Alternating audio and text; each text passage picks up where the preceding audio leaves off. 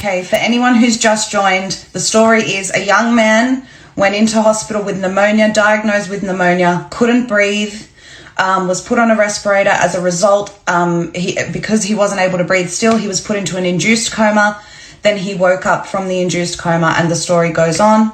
Once he regained his strength, he stepped outside the door, and he saw people on the floor. He said it looked like a movie scene. People were being restrained by nurses and police and given treatment for CO so-and-so when they did not have it. He said that people were screaming, "I don't have it, I tested negative." There was a Lebanese man screaming, "I'm negative, I'm negative." And he apparently was saying that people were then being rushed off to a psych ward when they were claiming this. It was a special psych ward, moved from what they call entrance 8. He said, he didn't understand why there were police holding people down for forced treatment. And he said no one was allowed, obviously, to visit their family in there because it's a CO so-and-so ward. So no one really knows what's going on. He said the nurse that saved him, one of the nurses was being good to him. And she said to him, I'm the one that saved your life. And she said that on his death certificate, because while he was in an induced coma, he actually died for 5 minutes. On his death certificate, they declared it a CO so-and-so death, but it was not. He had pneumonia.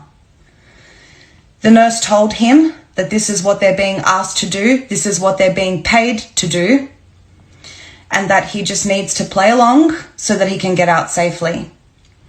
He said that many nurses are aware of what's happening, but they're too afraid to speak out. His partner, he was having conversations. Yeah, Matt, this is in Australia, here in Sydney. He said that nurses were coming in while he was having conversations with his loved ones on the phone, and acting really strangely. So he would have to cover up his conversation whenever they walked in. And he said to his partner, who said, "I'm coming to get you out of there." He said, no, don't, just let me play along. If I want to get out of here, I just have to play along with this game.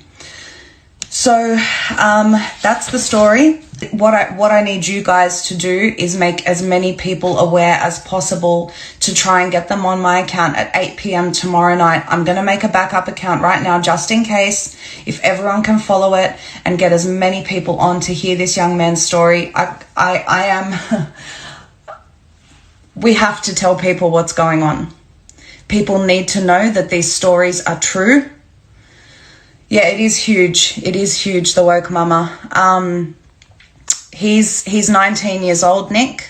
He needs a lawyer. Ziggy, well, I get him to speak to Zev. Matt, could you do me a favor? Actually, I'll DM you after this, because I'm also, there's also Candy Art. He actually went into hospital because he had pneumonia, and he was diagnosed with pneumonia when he went in there, and when he died, they declared it a CO so-and-so death.